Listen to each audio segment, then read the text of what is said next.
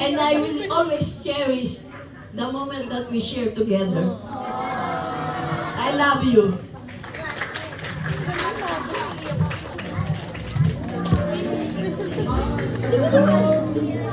Anais, give your grandma a kiss and a hug. Si Lola na. Okay. And another. Si Tita umiiyak na. Get ready, another grandma. Get ready, Lola Mamerta. Kilala ni Tita yan.